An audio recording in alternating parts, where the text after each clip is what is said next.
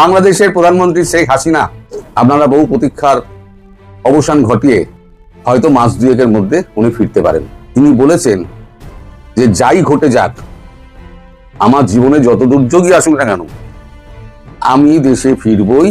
শেখ হাসিনা দেশে ফেরার final date ঘোষণা করলো স্বয়ং জাতিসংঘ।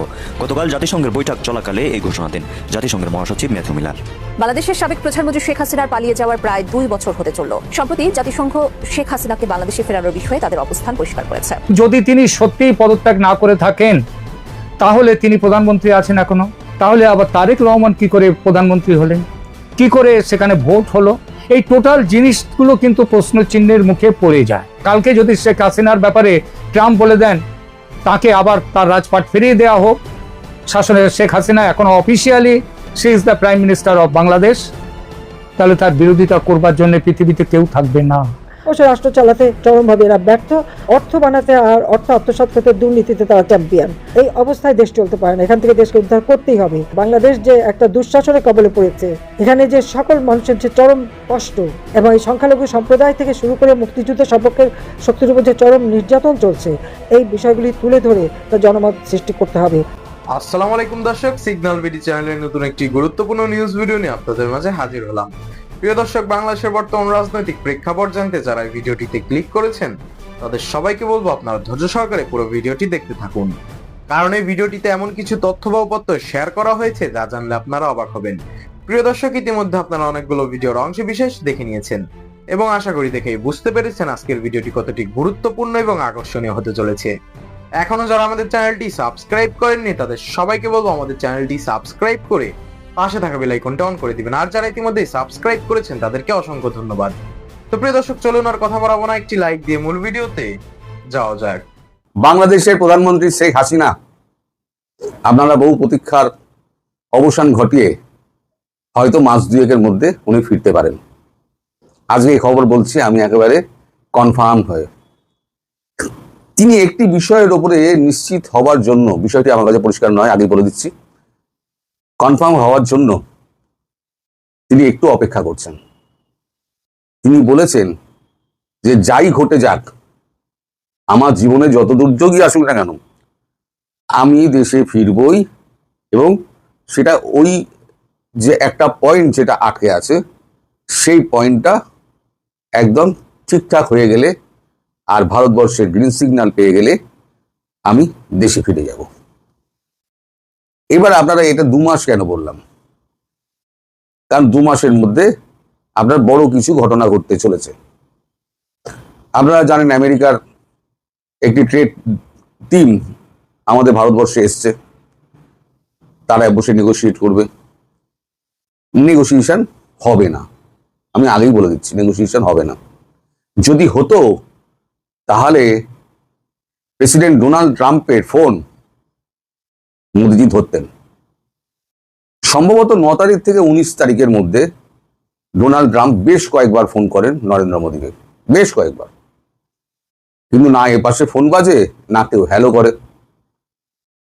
অর্থাৎ প্রেসিডেন্টের ফোন নাম্বার হয়তো ব্লকই করে দেওয়া হয়েছে। মানে কখনো যদি ভুল করে ধরে পেলি তাহলে পরে তো কিছু একটা উত্তর দিতে হবে, তার থেকে ওই নাম্বারটিকে ব্লক করে দাও। এখন আপনারাই বলুন, পৃথিবীর কোন এমন শক্তি আছে যার এরকম হিম্মত আছে, একমাত্র রাশিয়া চীন ছাড়া, যারা প্রেসিডেন্ট অফ আমেরিকার ফোন নাম্বার ব্লক করে দেওয়ার সাহস আছে?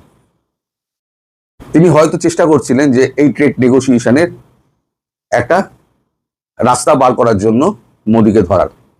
আর দ্বিতীয় কথা, তাকে একটা আমন্ত্রণ জানানো ভারতবর্ষে, যাতে তিনি ফিরতে পারেন, মানে ভারতে আসতে পারেন। আমন্ত্রণ না জানালে তাহলে তো আর প্রেসিডেন্ট অফ আমেরিকা তো আসতে পারেন না। কিন্তু ভারতকে বারবার অনুরোধ করা সত্ত্বেও ভারতের পক্ষ থেকে কোনো রকম উচ্চ বাচ্চাই করা হচ্ছে না। অর্থাৎ যে জায়গায় ভারত এখনো আটকে আছে, যে বাংলাদেশের ব্যাপারে ভারত সিদ্ধান্ত যা নিয়েছে সেটাকে বাস্তবায়ন করার আগে পর্যন্ত আমেরিকার সঙ্গে কোনো সম্পর্ক ভারত করবে না। এখন আমেরিকার টিম আসছে, আপনারা খবরে কাগজে দেখেছেন। আমেরিকার টিম আসছে, তার মধ্যে বিদেশি দলের প্রতিনিধি আসছে, বাণিজ্য দলের প্রতিনিধি আসছে, আমাদের বাণিজ্য মন্ত্রী রয়েছেন, আমাদের অন্যান্য মন্ত্রীরা রয়েছেন, সচিবরা রয়েছেন, কিন্তু জয়শঙ্করজি কোথায়? তিনি গিয়ে বসে আছেন শুধু সাইপ্রাসে। উনি ইউরোপিয়ান ইউনিয়নে গুটি সাজাচ্ছেন। কিসের গুটি সাজাচ্ছেন সেটা আমি আপনাদেরকে বিকেলবেলার ভিডিওতে বলবো, যে জয়শঙ্করজি ওখানে বসে কি গুটি সাজাচ্ছেন এবং বাংলাদেশের ওপরে তার কি প্রতিক্রিয়া হতে পারে সেইটা বিকেলবেলাতে আমি বলবো। এখন একসঙ্গে বলতে গেলে তাহলে পরে দুটোই জড়িয়ে যাবে, কোনোটাই অনুধাবন করা যাবে না, ভিডিওটা অনেক বেশি লেন্দি হয়ে যাবে, আমি অত টাইম আপনাদের ওয়েস্ট করতে চাই না। এখন এই যে 2 মাস যেটা ধরা হয়েছে, এই 2 মাসের মধ্যে আমেরিকার প্রেসিডেন্ট ডোনাল্ড ট্রাম্পকে বো ডাউন করতেই হবে। কারণ দেশের মধ্যে যার চাপ বাড়ছে, তার উপরে তার মিড টার্ম ইলেকশন এগিয়ে আসছে। মিড টার্ম ইলেকশনের আগে ভারতবর্ষের সঙ্গে সম্পর্ক যদি ভালো না করতে পারে, তার ট্রাম্পের গতি গেল। ট্রাম্প সেটা তার মাথায় রয়েছে, কারণ মে মাস আজকে শেষ, জুন পড়তে যাচ্ছে, এই তো অক্টোবর নভেম্বরে আপনার কংগ্রেসের নির্বাচন। এই নির্বাচনে জেতার আগে ভারতবর্ষকে তার অনুকূলে আনতেই হবে।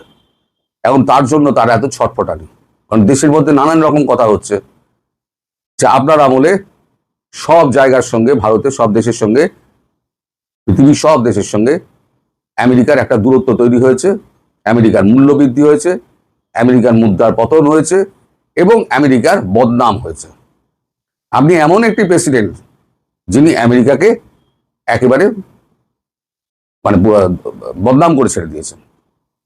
ফলে এখন রিপাবলিকান যারা আছে তারা কিন্তু খুব গাড্ডায় পড়ে আছে। রিপাবলিকানদের ভেতরেও একটা মানে ট্রাম্প বিরোধী একটা গোষ্ঠী হয়ে গেছে। এবং সবাইকে থামাতে গেলে ট্রাম্পকে এখন ভারতের দ্বারস্থ হতেই হচ্ছে, মোদির দ্বারস্থ হতেই হচ্ছে। আর মোদিও এটে বসে আছে, যতক্ষণ না পর্যন্ত বাংলাদেশের সমস্যার সমাধান হবে ততক্ষণ পর্যন্ত আমেরিকার সঙ্গে আমি কোনো রকম চুক্তি অথবা বসবই না, অন্তত প্রেসিডেন্টের সঙ্গে তো নয়। এখন ব্যাপারটা এই জায়গায় দাঁড়িয়ে আছে যে আমেরিকার সঙ্গে আমেরিকাকে মানে দাবিয়ে রেখে দিয়ে যাতে আমেরিকা কোনো রকম কাজকর্ম না করতে পারে। আর তার আগে আর একটা জিনিস বলে রেখে দিই, আমাদের দেশে কিন্তু মায়ানমারের প্রেসিডেন্ট এসছেন, সে খবর আপনারা জানেন। মায়ানমারকে কিন্তু ভারতবর্ষ বগল দাবা করে নিয়েছে। শুধু ভারতবর্ষ নয়, রাশিয়া, চীন, ভারত এবং মায়ানমার একই লাইনে চলে এসছে।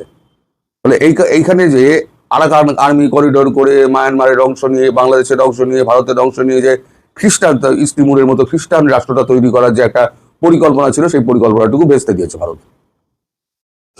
ফলে নানানবিধ ঘটনা ঘটছে। এর মধ্যে কোন ঘটনার জন্য, কোন গ্রিন সিগন্যালের জন্য মানে শেখ হাসিনা অপেক্ষা করছেন তা আমি বলতে পারবো না। কিন্তু এটা একদম সঠিক খবর আমি পেয়েছি যে একটা গ্রিন সিগন্যাল পাওয়ার অপেক্ষায় তিনি রয়েছেন। যেদিনকে গ্রিন সিগন্যালটি পেয়ে যাবেন সেদিনকেই তিনি দেশে ফিরবেন। এক মুহূর্ত অপেক্ষা করবেন না, সেদিনই তিনি দেশে ফিরবেন। আর একটা কথা শুনে রাখুন, আপনাদের দেশের বিমান বাহিনীর বহর এসে শেখ হাসিনাকে নিয়ে গেছিলেন এবং আপনার দেশের বিমান বাহিনী, আমি আগের থেকে বলে রেখে দিচ্ছি, আপনার দেশের বিমান বাহিনীর একটি বিমান এসে শেখ হাসিনাকে আবার নিয়ে যাবেন। শেখ হাসিনার সাম্প্রতিক মন্তব্য যে তিনি এই বছরেই দেশে ফিরছেন, এটা রাজনৈতিক অঙ্গনে এক বিশাল আলোচনার জন্ম দিয়েছে। এই আলোচনার জন্ম দিয়েছে, এর সাথে সাথে আবার বেশ কিছু প্রশ্নেরও জন্ম দিয়েছে। যারা এটাকে বিশ্বাস করছেন না, মনে করছেন শেখ হাসিনা এমনি এসব কথাগুলো বলেছেন, তারা যেমন এই বিষয়টা নিয়ে বলছে, মুখে অস্বীকার করছেন বটে, কিন্তু এটা চিন্তা করছেন, ভাবছেন, অনেকে ভয়ও পেয়ে যাচ্ছেন যে শেখ হাসিনা দেশে ফিরলে তাদের কি অবস্থা হবে। কারণ এই জল্পনা সন্দেহ যারা করছেন তিনি ফিরবেন না, তারা সন্দেহ করছেন, কিন্তু তাদের মনের মধ্যে ভয়টা আছে, কারণ দেশে ফিরলে তাদের কি হবে। আবার যারা আওয়ামী লীগের ভক্ত, আওয়ামী লীগের কর্মী সমর্থক, তাদের মধ্যে সবাই তারা অধীর আগ্রহে অপেক্ষা করছেন যে কবে শেখ হাসিনা দেশে ফিরবেন। কিন্তু তাদের মধ্যেও আবার একটা প্রশ্ন আসছে মনের মধ্যে, তিনি তো ফিরবেন বলছেন, কিন্তু কিভাবে ফিরবেন। বাজারে কিন্তু অনেক রকম জল্পনা চলছে। যেমন আমার কাছে এমন খবরও এসছে যে বাংলাদেশের বিষয়ে যারা চিন্তা ভাবনা করেন দেশে এবং বিদেশে, এমনকি পশ্চিমী দুনিয়ায় যারা বাংলাদেশের রাজনীতি নিয়ে চিন্তা ভাবনা করেন, তারাও পর্যন্ত বলছেন, তারাও যে শেখ হাসিনা তো এখনো পদত্যাগ করেননি। রাষ্ট্রপতি নিজে বলেছেন তার কোনো পদত্যাগপত্র চিঠি নেই, পদত্যাগপত্র নেই। তাহলে তিনি তো অফিসিয়ালি এখনো বাংলাদেশের প্রধানমন্ত্রী। এবং অনেকে কিন্তু, অনেক ইউটিউবার শুধু নয়, অনেকেই শেখ হাসিনাকে তার উল্লেখ করবার সময় বলেন প্রধানমন্ত্রী শেখ হাসিনা। তিনি আওয়ামী লীগের সমর্থক হতেই পারেন, হয়তো সেই জন্য তিনি বলছেন, কিন্তু টোটাল ব্যাপারটা নিয়ে এমন একটা ঘোঁট পাকিয়ে গেছে যে কি হবে কি না হবে এটা বোঝাটা খুব মুশকিল হয়ে পড়েছে। যেমন যদি তিনি সত্যিই পদত্যাগ না করে থাকেন তাহলে তিনি প্রধানমন্ত্রী আছেন এখনো, আর তিনি যদি প্রধানমন্ত্রী ডিফ্যাক্টো হয়তো নেই, ডিজুরে রয়েছেন, কিন্তু তিনি প্রধানমন্ত্রী যদি থাকেন তাহলে আবার তারেক রহমান কি করে প্রধানমন্ত্রী হলেন, কি করে সেখানে ভোট হলো, এই টোটাল জিনিসগুলো কিন্তু প্রশ্নচিহ্নের মুখে পড়ে যায়। সুতরাং এই প্রশ্নচিহ্ন এবং বাংলাদেশের রাজনীতিতে সেখানটাতে আন্তর্জাতিক মহল এবং আন্তর্জাতিক পৃথিবীর অন্য শক্তি, অন্য দেশগুলোর শক্তি, বিশেষত আমেরিকার শক্তি সেখানে এমনভাবে কাজ করেছে এবং করছে এখনো, যে আমেরিকা যদি কোনো রকমভাবে প্রেসিডেন্ট ট্রাম্পের মুখ দিয়ে কালকে বেরিয়ে আসে, আরে ওসব এখনো তো Sheikh Hasina is the prime minister till now, আর কেউ বাংলাদেশের কারো মুখ দিয়ে কোনো প্রশ্ন উঠবে না। ঠিক তেমনিভাবে অনেক রকম সম্ভাবনা হতে পারে। কালকে যদি শেখ হাসিনার ব্যাপারে ট্রাম্প বলে দেন তাকে আবার তার রাজপাট ফিরিয়ে দেওয়া হোক, শাসনের শেখ হাসিনা এখনো officially she is the prime minister of Bangladesh, তাহলে তার বিরোধিতা করবার জন্য পৃথিবীতে কেউ থাকবে না। এই কথাটা যদি ভারত বলে নিশ্চয়ই বিরোধিতার জায়গা থাকবে, কিন্তু আমরা সেই জায়গাটা যেমন মাথায় রেখে এখন অনেক জায়গা থেকে প্রশ্ন উঠছে, শেখ হাসিনা তো বললেন তিনি দেশে ফিরবেন, কিন্তু কথাটা হচ্ছে তিনি কোন কৌশলে দেশে ফিরবেন, কোন পরিস্থিতিতে দেশে ফিরবেন, দেশে ফেরার জন্য তার পেছনে কাদের সমর্থন আছে, নাকি কারো সমর্থন না নিয়েই তিনি স্রেফ নিজের ইচ্ছায় তিনি দেশে ফিরতে চাইবেন। দেশে ফিরলে কি হতে পারে সম্ভাব্য? বর্তমানে যেটা রয়েছে সেটা হচ্ছে দেশে ফেরার সঙ্গে সঙ্গেই তিনি গ্রেপ্তার হতে পারেন। গ্রেপ্তার হলে তার মাথার উপরে কি আছে? ইন্টারন্যাশনাল ক্রাইম ট্রাইব্যুনাল ঢাকায় তাদের যে মৃত্যুদণ্ড দেওয়া আছে সেটা তার মাথার উপরে আছে। মৃত্যুদণ্ড কার্যকর হবে কি না, তিনি তাকে গ্রেপ্তার করার সাহস হবে কারোর কি না, সে প্রশ্নগুলোও কিন্তু উঠছে। আর যদি গ্রেপ্তার করার সাহস বাংলাদেশের কারোর না হয়, পুলিশের, প্রশাসনের, সেনাবাহিনীর, তাহলে প্রশ্ন ওঠে এই সাহসটা তাহলে হচ্ছে না কেন? তাদের কোন শক্তি তাদেরকে আটকে রাখতে পারে? শেখ হাসিনা, আমার নিজের বিশ্বাস, শেখ হাসিনা দেশে ফিরলে তাকে গ্রেপ্তার করার সাহস বাংলাদেশের কোনো শক্তির হবে না, সে সেনাবাহিনীরও হবে না। এমনকি সরকার, সেনাবাহিনী যদি সাথ না দেয়, সরকারের ক্ষমতাই নেই তাকে, তা সে তারেক রহমানের সরকার হোক আর যে সরকারই হোক, তাদের সাহস নেই, ক্ষমতা নেই শেখ হাসিনাকে গ্রেপ্তার করে। তাহলে এইবার প্রশ্ন উঠতেই পারে, আর সেনাবাহিনী যদি মনে করে যে না, শেখ হাসিনাকে গ্রেপ্তার করে আইনের শাসনকে তারা মান্য করবে, তাহলে কি হবে? সেই পরিস্থিতিতেও কি শেখ হাসিনা দেশে ফেরার সাহস সঞ্চয় করতে পারবেন? প্রশ্নটা করেছিলাম দিল্লির, যিনি সাউথ ব্লকে চলাফেরা আছে খুব গভীরভাবে, এমন একজন সাংবাদিককে, আমার খুব পরিচিত, খুব প্রিয় সাংবাদিক। তাকে যদিও আমার থেকে বয়সে ছোট, কিন্তু অভিজ্ঞতায় তার অনেক অভিজ্ঞতা এবং তার যথেষ্ট যাতায়াত আছে, কারণ একটি বিখ্যাত ভারতীয় দৈনিকের সঙ্গে তিনি যুক্ত। তার কাছ থেকে খবর পেলাম সাউথ ব্লকেও এই প্রশ্নটা কিন্তু আলোচিত হচ্ছে, এবং সেখানেও পর্দার আড়াল থেকে জটিল কূটনৈতিক ও সামরিক সমীকরণ নিয়ে কাজ কিন্তু শুরু হয়ে গেছে। শেখ হাসিনাকে কিভাবে ফেরত দেওয়া হবে সেই চিন্তা। আলোচনাটা আর কেবল রাজনৈতিক দলের মধ্যে সীমাবদ্ধ নেই, এর কেন্দ্রবিন্দুতে চলে এসেছে নিরাপত্তা এবং ভূ রাজনীতির অত্যন্ত সংবেদনশীল দিকগুলো। সাউথ ব্লকের একটা অংশের মতে বাংলাদেশে বর্তমান পরিস্থিতিতে সেনাবাহিনীর ভেতরে আওয়ামী লীগ এবং ভারত ঘনিষ্ঠ বলে পরিচিত একটি অংশ আছে। যেমন আছে পাকিস্তান ঘনিষ্ঠ অংশ, তেমনই ভারত ঘনিষ্ঠ এবং আওয়ামী লীগ ঘনিষ্ঠ আছে। পাকিস্তান ঘনিষ্ঠ যারা, তাদের সাথে রয়েছে যেমন জামাতি সেনাবাহিনীর জামাত ঘনিষ্ঠ অংশ, তেমনি শেখ হাসিনারও একটা দল আছেন। তারা এখনো কিন্তু তারা বাংলাদেশ সেনাবাহিনীতে বহাল তবিয়তে আছেন। বিভিন্ন নির্ভরযোগ্য সূত্রের দাবি, এই সেনাকর্তাদের সাথে ভারতের জাতীয় নিরাপত্তা উপদেষ্টা অজিত ডোভাল এবং ভারতীয় সামরিক নেতৃত্বের সরাসরি বা পরোক্ষ যোগাযোগ চলছে। কিন্তু কেন এই তৎপরতা? কারণ বাংলাদেশ ও ভারতের দীর্ঘদিনের কৌশলগত সম্পর্কের ভারসাম্য বজায় রাখার জন্যেই ভারত এই ব্যাপারটিও দেখছে। ভারত ঐতিহাসিকভাবেই বাংলাদেশে এমন একটি স্থিতিশীল সরকার চায় যা তাদের জাতীয় নিরাপত্তা, বিশেষ করে উত্তর পূর্বাঞ্চলীয় রাজ্যগুলোর সুরক্ষার সাথে সামঞ্জস্যপূর্ণ। অন্যদিকে সেনাবাহিনীর একাংশের এই তৎপরতা নির্দেশ করে যে বাংলাদেশে, মানে বাংলাদেশ সেনাবাহিনীর তাদের এক অংশের এই তৎপরতা নির্দেশ করে যে ক্ষমতার পট পরিবর্তনের পরেও প্রভাব বলয়গুলোতে কতটা গভীর ও দীর্ঘস্থায়ী সম্পর্ক, তার ছাপ প্রভাব এখনো বিদ্যমান রয়েছে। তবে মনে রাখতে হবে, এই আলোচনার বিশ্বাসযোগ্যতা নিয়েও প্রশ্ন তোলার অবকাশ থাকতেই পারে। একটা জিনিস, সেটা হচ্ছে কাউকে প্রশ্ন করলে কোনো তরফ থেকেই কোনো স্পষ্ট যেটা সত্যি কথা সেটাও কেউ বলবেন না। সত্যি কথা বলা সবসময় সম্ভব হয় না, কূটনীতিতে, রাজনীতিতে, সব ক্ষেত্রে। বর্তমান বাংলাদেশের পরিবর্তিত জনমত এবং মাঠ পর্যায়ের বাস্তবতা, এই দুটোই শেখ হাসিনার প্রত্যাবর্তনের পথে যেমন চ্যালেঞ্জ, তেমনি তার পথে আবার এটাকে ফুল বিছিয়ে রেখেছে তার পথে মাঠ পর্যায়ের বাস্তবতা। মাঠ পর্যায়ের বাস্তবতা কেন? কারণ হচ্ছে, আপনারা জানেন যে এক গাদা কেস ছিল তারেক রহমানের মাথার উপর, কিন্তু তিনি নিজে কোনো কেসে কিন্তু অ্যাপিল করেননি সাজা মকুবের জন্যে।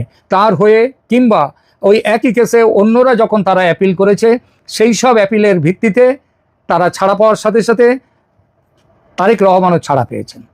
নইলে তারেক রহমানের তো দেশে ফেরার কথা নয়, দেশে তিনি ফিরতেও পারতেন না। এই পুরো প্রক্রিয়াতে তারেক রহমানের পাশে কিন্তু দাঁড়িয়েছিল ভারত।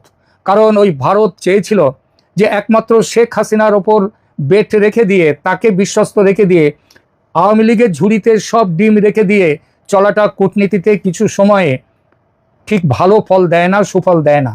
তারা তারেক রহমানকে বিশ্বাস করতে চেয়েছিলেন এবং তারেক রহমান দেশে ফেরার সাথে সাথে এবং তার মায়ের মৃত্যুর পর তার যে দাফন যখন হলো, সেই সৎকার পর্বে যেভাবে ভারত তার পাশে দাঁড়িয়েছে, আপনারা ভেবে দেখুন সেই একটি কথা। এবং তারেক রহমান দেশে ফেরার 2 সপ্তাহ আগেও পর্যন্ত বলেছিলেন, আমি তো দেশে ফিরতে চাই, যখন তার মা খুব অসুস্থ, কিন্তু আমি ফিরতে পারছি না, কারণ আমি আমার নিজের ইচ্ছায় ফিরতে পারি না। এটা তারেক রহমান বলেছিলেন কিনা আপনারা মনে করে দেখুন। আর তারই 15-20 দিনের মধ্যেই তারেক রহমান দেশে ফিরলেন। তাহলে নিজের ইচ্ছায় না ফিরলে কার ইচ্ছায় ফিরেছেন? মনে রাখবেন যে আমেরিকায় তখন ওখান থেকে বেরিয়ে এসেছিল যে আমেরিকা কিন্তু শেষ দিকে নির্বাচনের কথা যখন চলছে, দিন স্থির প্রায় হয়ে গেছে, তখন আমেরিকা চেয়েছিল জামাত ক্ষমতায় আসুক, কারণ এটা হচ্ছে আমেরিকার চিরকালের নীতি হচ্ছে এইটাই। তারা ওই যে মৌলবাদী সন্ত্রাসী গোষ্ঠীদের মদত দেয় একটা বিশেষ দূর অবধি, নিজেদের কাজ গুছিয়ে নেয়, তারপর তাদের বিরুদ্ধে আবার লেগে যায়। এটা সর্বত্র হয়েছে, এটা সর্বত্র, সব দেশে এইটাই করেছেন। ইরানে পর্যন্ত এই যে রেজা পাহলভি শাহ, ইরানের শাহ, তাদের বিরুদ্ধে এই যারা ওখানকার যে মৌলবাদী শক্তি, যারা এখন ঘোর আমেরিকা যাদের বিরোধ করছেন, এদেরকে মদত দিয়েছিল আমেরিকা। প্রিয় দর্শক, ইতিমধ্যে আপনারা আমাদের পুরো ভিডিওটি দেখেছেন। ভিডিওটি দেখে কি জানলেন এবং বুঝলেন, অবশ্যই আপনাদের মূল্যবান মতামতটা আমাদের কমেন্ট বক্সে জানাতে ভুলবেন না। এখনো যারা আমাদের চ্যানেলটি সাবস্ক্রাইব করেননি, তাদের সবাইকে বলবো আমাদের চ্যানেলটি সাবস্ক্রাইব করে পাশে থাকা বেল আইকনটা অন করে দিবেন, এরকম নিত্য নতুন প্রতিদিন গরম গরম নিউজ আপডেট পেতে। ধন্যবাদ সবাইকে।